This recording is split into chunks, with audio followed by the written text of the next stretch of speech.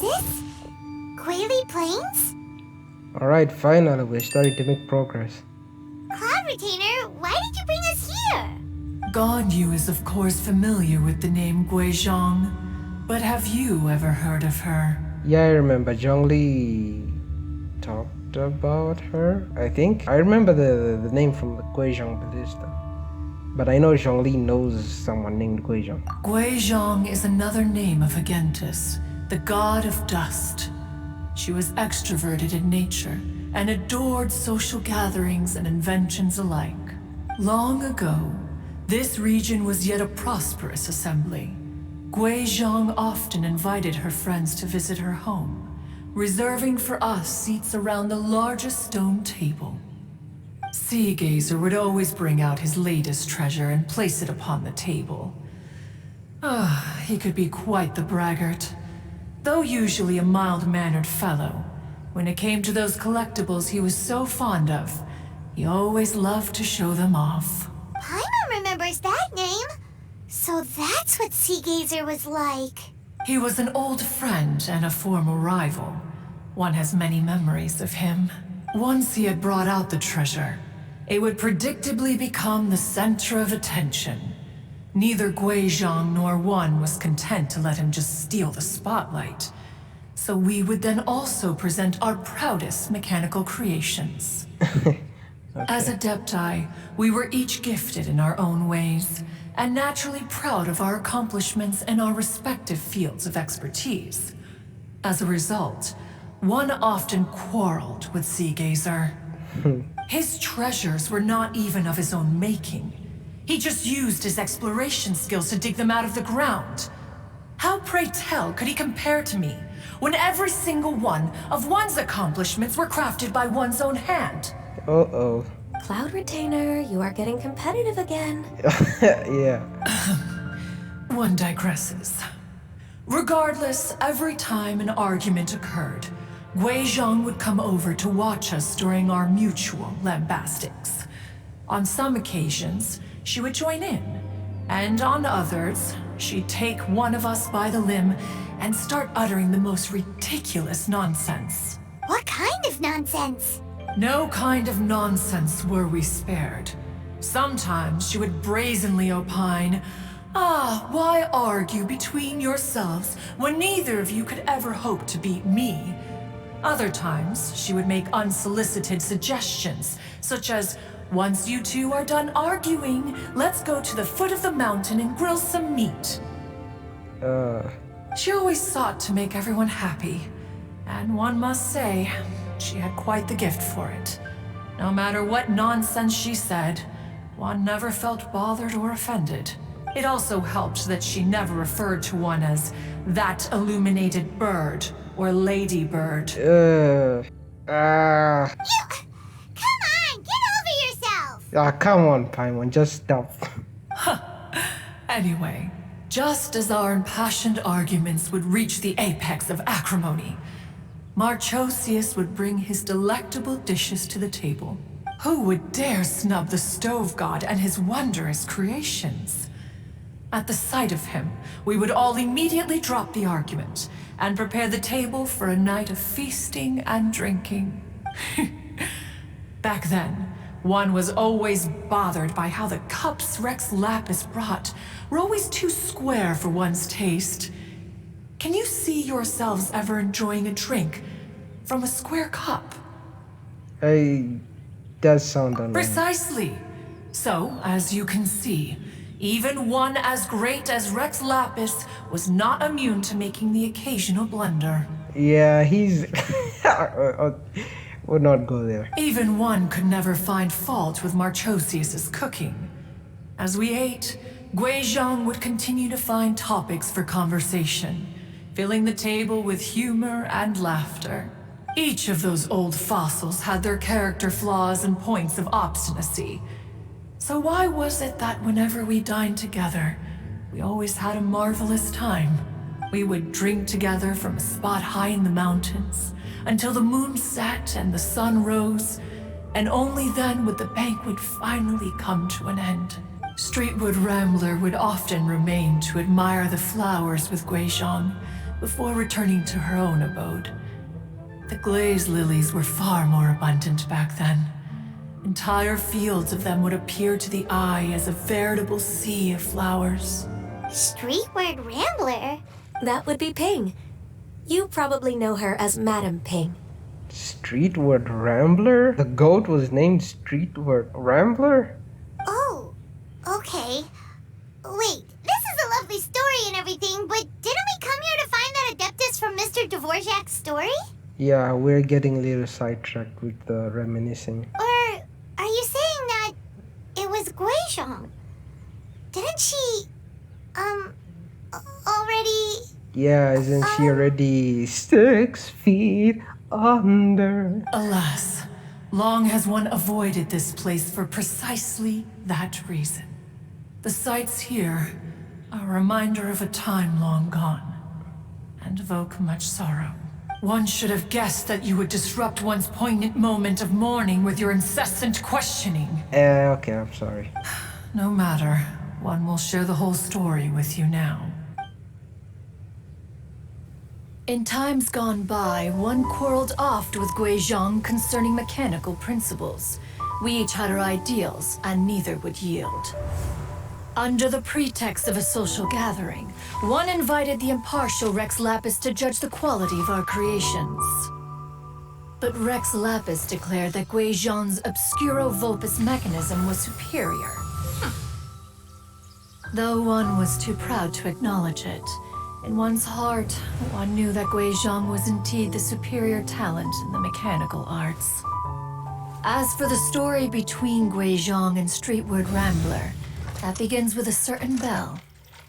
In Guizhong's opinion, while mechanisms were no substitute for human composers, they were yet capable of producing simple but fine melodies. But Streetward Rambler believed music to be an expression of the soul, an emotional enterprise that could never hope to be replicated by machinery. They argued endlessly, until one asked Rex Lapis to intercede.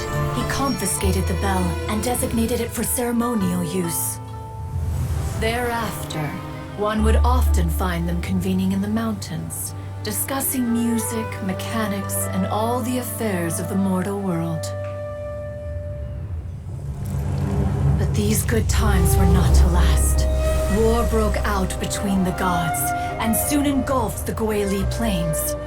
Guizhong was overpowered by the enemy, and fell in battle. When Streetward Rambler and I arrived at the scene at long last, all that remained among the ruins was her lifeless body. After this, at Streetward Rambler's request, Rex Lapis granted her the cleansing bell for safekeeping. To honor our friend's memory, one made a few finishing touches to her ballistic device. Many lantern rites have passed since then. Many greetings and goodbyes. Upon what do you gaze? The Guili Plains? No. It's everything.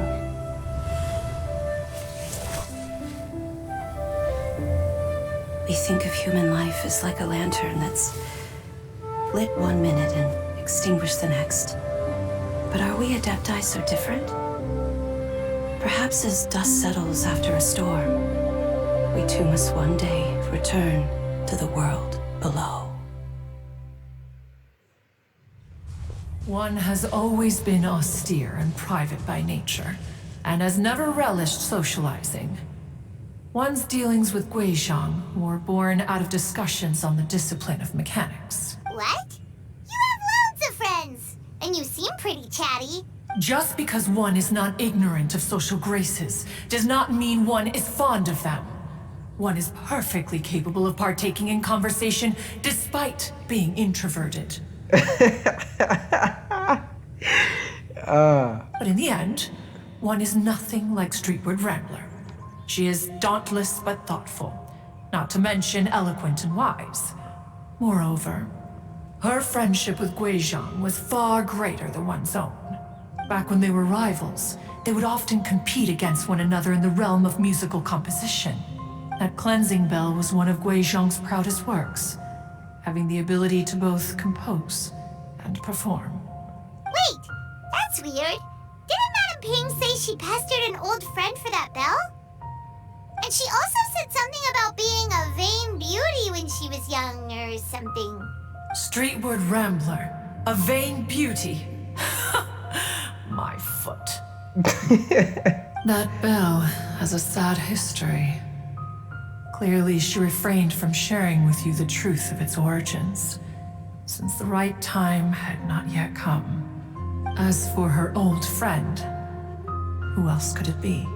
As soon as Streetward Rambler heard that a certain Zhong Li wished to borrow the bell, she realized that the man was none other than Rex Lapis, and that he had made an enormous decision. After all, we all have known each other for several millennia. Some things between us are implicitly understood. Whoa! So they were talking in secret code? Oh, Paimon did not see that one coming.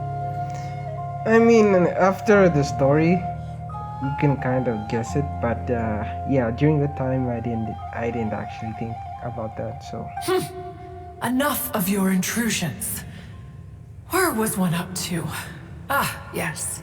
One remembers now. The cleansing bell is powered by a mechanical art, and can be used to great effect as an accompanying instrument. After the passing of its creator, it was used on numerous occasions during rites of parting. But Streetward Rambler did not acquire it from Rex Lapis for the purpose of producing further funerary tunes. No. Each time she rang it, it was to play the tune that Guizhong composed on it. The two once clashed over their beliefs about the meaning of music. Who would have thought that with Guizhong's passing and Streetward Rambler's mourning, two tunes composed in discord would eventually become one harmonious composition? Once upon a time, Streetward Rambler also loved gatherings, liquor, and music. But after Guizhong passed, she preferred her own company. She could often be found sitting alone at a mountain summit, contemplating and reminiscing with her zither. The music would go from mournful to soothing to impassioned. Many years passed before she finally composed a melody to her satisfaction. In celebration, she played the tune to the clouds. Regrettably, one has only ever heard her play that tune once. Which brings one back to the matter you've been investigating.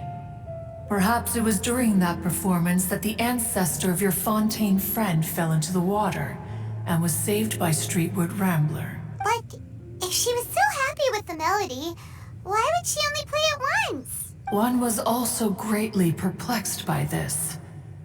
After suppressing one's curiosity for a long while, one finally approached her and asked why she would retire the tune after having spent so long on it. In response, she said, though the strings that played that melody survive, the one who inspired it is gone. Tell me, Cloud Retainer, when the one attuned to my soul is no longer here, who else could hope to understand this tune? Aw, poor Madame Ping. oh no, Madam Ping. I just remember being taken care of by you when I was young. Once the Archon War came to an end, I stayed behind in Liyue Harbor to honor my contract. Although I met Guizhong a few times, I never knew anything of this particular story. Guizhong was quite the visionary, but tragically passed before her time. Her manuscripts still lie unfinished in the realm of clouds. Blank pages give one cause for contemplation on what might have been. Had you not decided to search for that mystery Adeptus, perhaps these stories too would have been lost to the sands of time. As of now, you know the truth. That the Adeptus who rescued the drowning man was none other than Streetward Rambler. Do you intend to discuss this with her? Of course. Yes. I will. Do you mean Ping might find the topic too distressing? Precisely. The passing of our old friend is a heavy topic that both of us are usually careful to avoid. If I may be so bold, Cloud Retainer, could it be that this is just your own personal opinion? Oh? How so? I've been in Leo Harbor for quite a long time now, and I've witnessed many farewells along the way, so I too am well acquainted with the pain of the passing of a loved one. But this doesn't bring the city or its people to a standstill. They have to keep moving forward. Someone as perceptive and wise as Ping will surely have come to understand and embrace this. Though these immortal mountains have lost an adeptus, the harbor of mortals has gained a wise elder. No loss can ever be undone, but there is always much that can still be gained. Ping has helped countless people, and will guide many others in the years to come. And all to whom she extends a helping hand become her friends. People she can admire flowers and discuss music with. Though it is heartbreaking to lose a kindred spirit, life goes on, because there are new friends waiting for you further down the road. True. We even asked Madame Ping what she thought about adding a music festival to this year's lantern rite. When we get back, why don't we just ask her if she'd like to perform? Maybe we can even get her up on stage. You youngsters and your imaginations. Why don't you come with us? It's been a long time since you last spoke with Ping, and Leo Harbor is always decorated so beautifully during the festival period. Is not every lantern rite the same in this regard? Were there ever anything new to discuss? One in Ping could meet any day of the year. I disagree. Each new day and each new year is different from those that have come before. How long will you simply let them pass you by? The edibles she brought this time were indeed quite delectable. Yeah, do it for Ganyu. Do it. Very well. Then one will be off. If the other old fossils have sneaked away into the city to amuse themselves, one shall soon find out. Old fossil. All right. We should be getting back to the harbor as well. We don't want to keep her waiting. Once the Guili Assembly, now the Guili Plains. Say, if we planted flowers there and cared for them carefully enough, do you think that one day we'd be able to recreate the sea of glaze lilies? Allow one to take back one's praise from a moment prior. You are still far too given to flights of fancy, child. What? What? Cloud Retainer? You were still listening? One observed that you were making no effort to leave, and returned to chasten and hasten you. This time, one is departing in earnest. That cinematic was really good. Streetward Rambler, banger. Cloud Retainer in a human form. Ooh, those glasses, banger, bro. Zhongli, looking fit with the Riz, bro. That Rizma. Damn, sheesh, bro. And then, of course, Guizhong. Man, that clip was good. That cinematic was good.